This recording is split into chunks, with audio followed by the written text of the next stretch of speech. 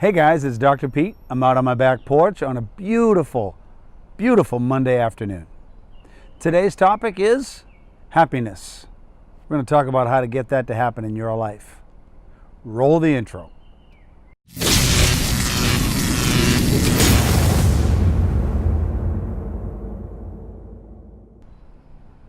First and foremost, happiness. Is it a choice or does it just happen? Well, maybe a little of both, but the one that you can control is what is called your choices. You got to make a choice whether life is going to be joyous and happy or miserable. And this is a tough pill to swallow for many people. They're like, no, you don't understand. I lost my parents, I'm struggling financially. Okay, so you're miserable and you're unhappy, but that's a choice. You're still alive, you still got oxygen in your lungs, you're still getting up each day, you're still going at it. Many of the old timers that I treat in my practice all say this. I say, hey, how you doing today? They go, any day that I'm above ground is a good day. And I love that way of thinking about life. So you have to understand that your brain is either programmed for happiness or it's not. That's the truth right there, my friend. You're either programmed for happiness or you are not programmed for happiness. Some of that's genetic, some of that's built in the way our family treats us or the way generations of family have treated each other. But listen, any of that can be stopped in a second. You want to be happy, then you have to turn on the happy brain. You got to turn it on a lot. One thing that you may not know is this. The brain is plastic, which means it's moldable. It's not really truly plastic. It's metaphorically plastic. It's moldable. In any circuit, in any part of your brain that you fire more consistently, that's the part of the brain that'll always fire first. So if you're just one of those Debbie Downers or those negative ninnies, no matter what happens, you are going to be programmed to see crap in your life, and therefore you won't be happy. You may be happy in your misery, speaking about what bothers you, all the complaints of life, and there's plenty of stimulus around us for this. But if you're going to be happy on a consistent basis, then it starts with the brain. You have to have a reason to be happy. And for many of us, happiness comes from the external things in life, like I just made some money on a cool deal, I'm happy. The sun's shining, it's a beautiful Monday afternoon, I'm happy.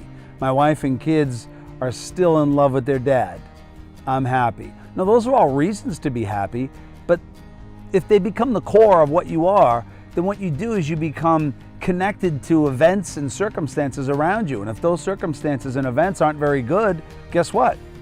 You ain't happy. You're actually quite miserable, depressed, angry, frustrated. A lot of these emotions that you don't want to feel.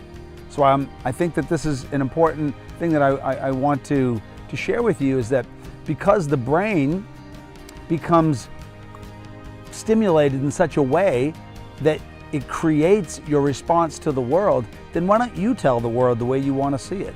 Man, I could sit out here in the rain and do the same thing. I'm still sitting on a beautiful porch that my hard work and toil created. I can always find a reason to be happy. Always, always, always, always, always find a reason to be happy.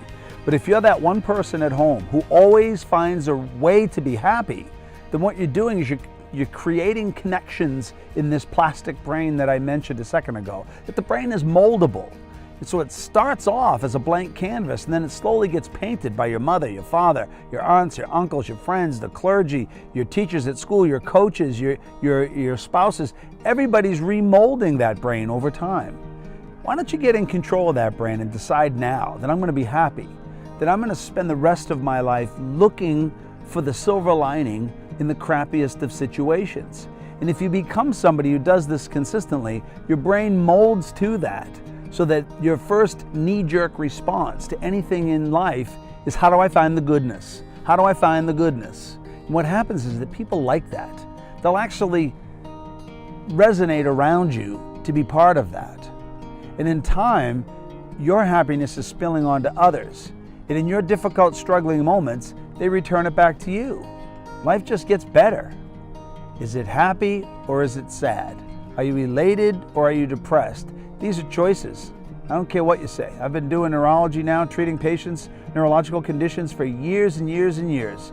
And I can tell you that what you think about and how you express yourself will predicate whether you're happy or whether you're not. So this is something I think you should do this week. Just simply try to find the good in every situation. Even though your brain is fighting you, telling you, no, it sucks, it's terrible, it's miserable. How could you ever look at it that way? Tell your brain at that moment to be quiet, that you would like a new way of doing things. So you wake up in the morning and you're thankful for all that you have. You don't care if it's raining or whether it's sunshine. It doesn't. Neither of those matter because you got no control over those. You just tell yourself that I'm going to have an amazing day because I'm up, I'm out of bed, I had a good night's sleep, and you know what? Today's going to be better than yesterday. How do I know that? Because I just said so. That's all you got to do is just ordain it. It doesn't have to be true or not, but in reality, it becomes true when you say it is because your brain then resonates around that. So if you want to be happy, you simply have to practice finding things that will make you happy. And in time, the brain will change and plastically change around that, called neuroplasticity. And you will no longer be the Debbie Downer, but you'll be the guy that people want to be around because you always seem to find the silver lining in everything. Is that a good thing? It sure is. It'll impact your health. It'll make you a healthier person. It'll impact your finances and your relationships. It's very important. Nobody wants to spend time with someone who's constantly miserable. And if you do want to spend time with someone miserable, then you're just as miserable as they are. But if you want to be happy and you want to move forward and just really enjoy life, let me tell you right now, it's a choice. So if you're sick and tired of being miserable, you're sick and tired of all the crap that you watch on television, turn off the TV and then go spend time with other happy people, finding the silver lining in any situation, all right? Glad I had a chance to chat with you this week. I almost didn't because I was busy with some other projects, but it was just something I wanted to express, and it makes me feel happy to do these videos, and that's why I do them. So if this video was one that you liked, then maybe give me a thumbs up. And of course, if you like the videos that I put out, I'd really appreciate it if you would subscribe and maybe tell some friends, and let's get more people into our network that want the best out of life. I hope you have an awesome week, and I'll see you on the next episode.